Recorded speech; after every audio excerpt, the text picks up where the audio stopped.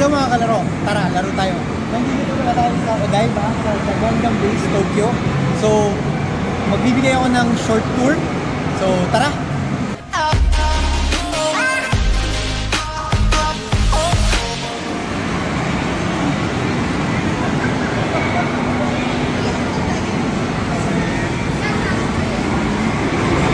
So, ayan, bumalik na naman ako sa Gundam Base. Dito sa Odaiba. Sting nito, oh.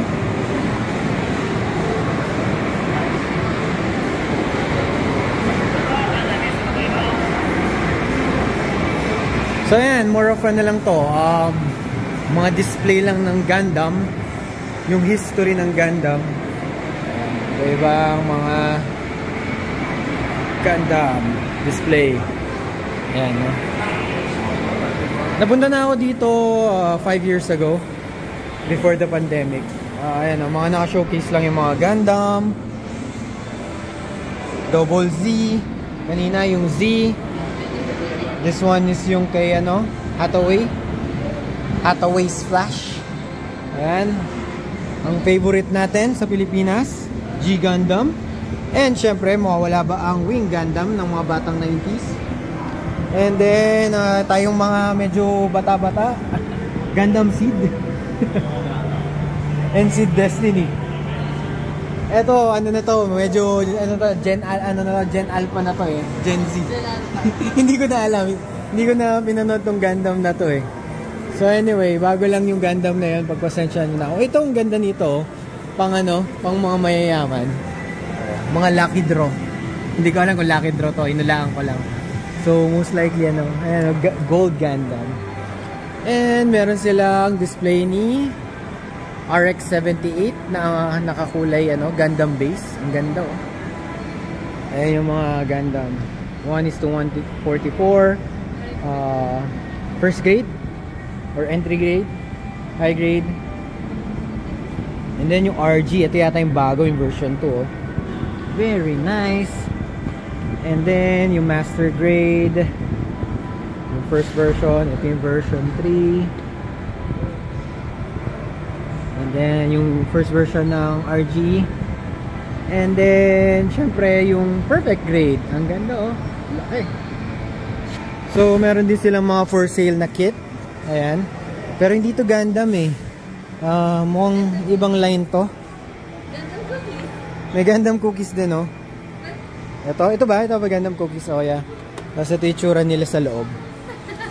Ito. Yan, napaka-cute. Tapos ito gusto ko rin nito. Ito ba yung sa cookies? Yeah, cookies yata to. Kala ko ano siya, model kit.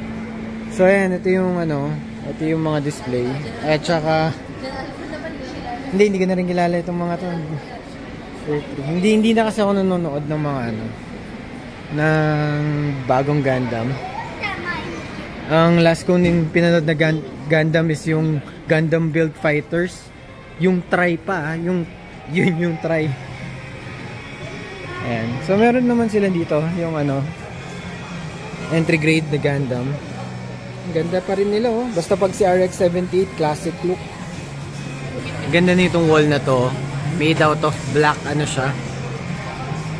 Yung mga unbuild na kits. Galing oh. I think RX-78 to. Na color black. Napakadaming for sale dito hanggang dun sa dulo. Pero sabi ng mga ibang vloggers, ano eh, wala nang ganong ano, kits ngayon. Parang konti na lang daw. I'm not sure kung totoo yun. Hindi ko kasi pina-follow yung mga stocks ng Gundam. Pero so far, meron naman silang mga bagong release. Ito yata yung ano eh, RG. I'm not sure if this is the version 2. Meron mang price. Ayun, ang price niya is 2,750. Hindi ko alam ang pricing ng mga Gundam. So, kayo na mag-judge kung mura sila or not. What else? Ito yung ano. Luma na itong mga kits na to eh. From the G Gundam. Ito, Gashapon, yung premium. Sayang naman, wala na laman. Ang ganda pa naman ng ano nyo, ang gandang souvenir. I want one. So yan, itatry ko itong premium na Gashapon. Medyo nakabahan ako kasi malas ako dito. Pero wala ka naman katalo eh. So far, unicorn naman lahat. 2, 3, 4,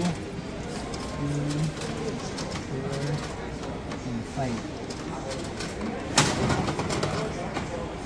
Tingnan ba natin? Yes! Yes!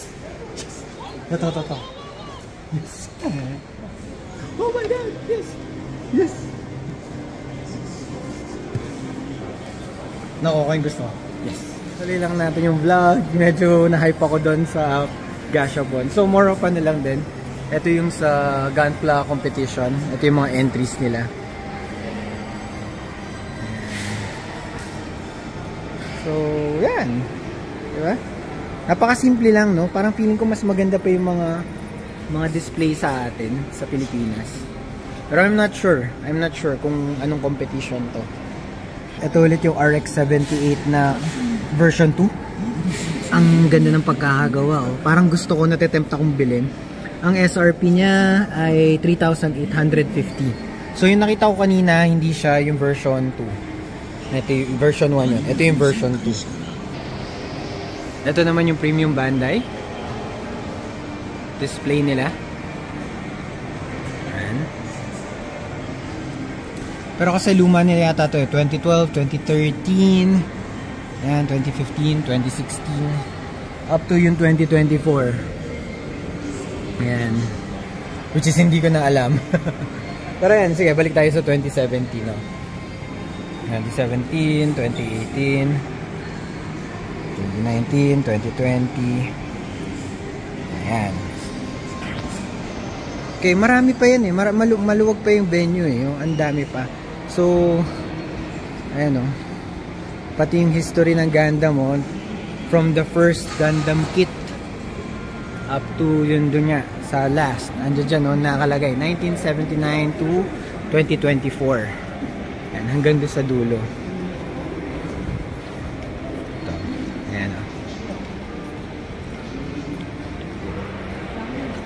Ito yung sa bagong movie, yung sa Gundam Freedom, Gundam Seed Freedom. Ganda oh. Ito din yung ano, mga art design ng mga artist with their signature.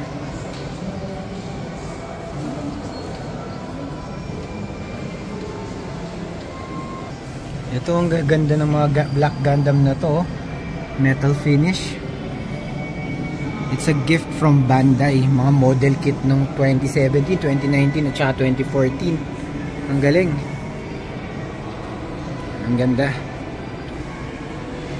Looks like a jumbo Gundam. Well, Zaku yan.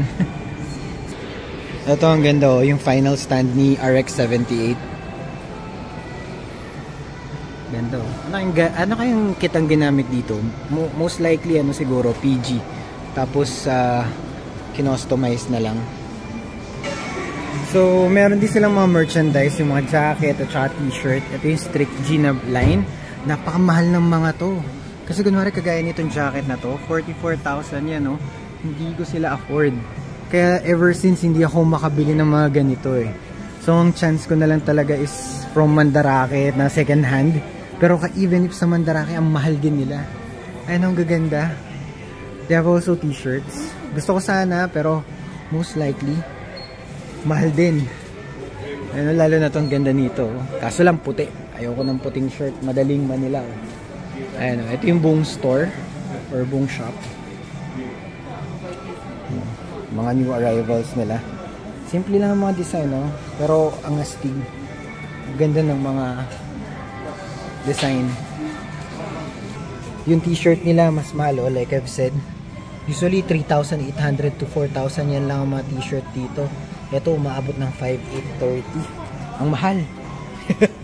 So that's it for our tour sa The Gundam Base Odaiba. I hope you enjoyed the tour.